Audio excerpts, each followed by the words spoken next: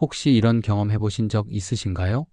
늘 피곤하고 몸이 무겁고 심지어 건강검진에서 간 수치가 위험합니다라는 충격적인 결과를 받으신 적이요. 매일같이 술도 마시지 않는데 기름진 음식을 즐겨 먹는 것도 아닌데 내 간이 왜 망가졌을까 정말 막막하셨을 겁니다. 오늘 저는 간 수치가 정상으로 돌아오는 기적을 직접 경험한 한 분의 이야기를 전해드리려 합니다.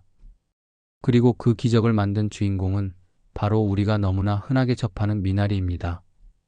우리 몸에서 가장 큰 장기인간은 침묵의 장기라고 불립니다. 웬만큼 망가지기 전까지는 아무런 통증이나 신호를 보내지 않기 때문이죠. 그래서 간 수치가 높다는 것은 이미 간에 상당한 문제가 생겼다는 뜻입니다. 간 기능이 떨어지면 우리 몸에 어떤 일이 벌어질까요? 만성 피로, 소화불량, 피부 트러블, 심지어 우울증까지 이 모든 것이 간 때문일 수 있습니다. 하지만 오늘 주인공은 이런 간 문제를 해결한 기적의 방법을 찾아냈습니다. 바로 미나리입니다. 미나리에는 이소람네틴이라는 강력한 항산화 성분이 풍부합니다. 이 성분은 간의 해독 작용을 돕고 간세포를 보호하는 데 탁월한 효과가 있습니다. 또한 미나리는 캠페롤과 퀘르세틴이라는 플라보노이드 성분을 함유하고 있어 간에 쌓인 독소와 지방을 배출하는 데 큰 역할을 합니다. 실제로 한 연구에서는 미나리 추출물이 간 손상을 유의미하게 줄여준다는 결과가 발표되기도 했습니다. 단순히 몸에 좋다는 막연한 이야기가 아닙니다. 과학적으로 증명된 사실입니다. 오늘의 주인공인 김모 씨는 50대 초반의 간 수치가 정상 범위의 3배 가까이 올랐습니다. 병원에서는 특별한 약이 없으니 식습관 개선과 운동을 권유했죠. 그러던 중 그는 우연히 미나리의 효능에 대해 알게 되었고 무작정 매일 미나리를 챙겨 먹기 시작했습니다. 그런데 놀라운 것은 그는 미나리를 그냥 먹지 않았다는 겁니다.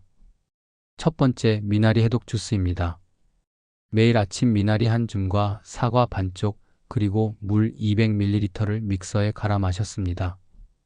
두 번째, 미나리 무침과 볶음입니다. 미나리를 살짝 데쳐 나물로 무쳐 먹거나 올리브유에 볶아 반찬으로 꾸준히 섭취했습니다.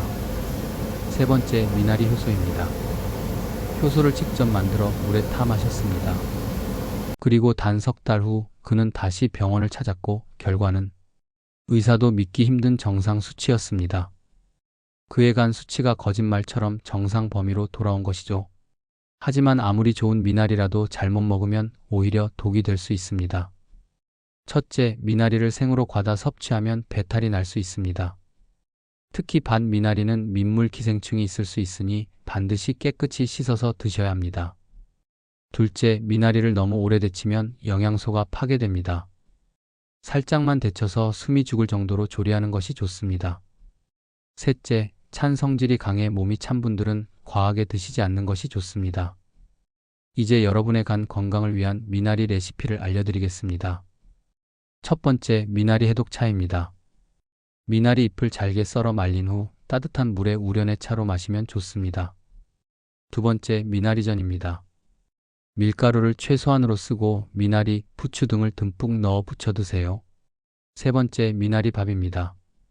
밥을 할 때 잘게 썬 미나리를 넣어주면 향긋하고 건강한 밥이 완성됩니다.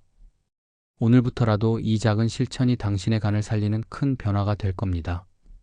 한때는 회복 불가능해 보였던 간 수치, 하지만 미나리라는 작은 풀잎 하나로 희망을 되찾은 김모 씨의 이야기. 기적은 특별한 곳에 있지 않습니다.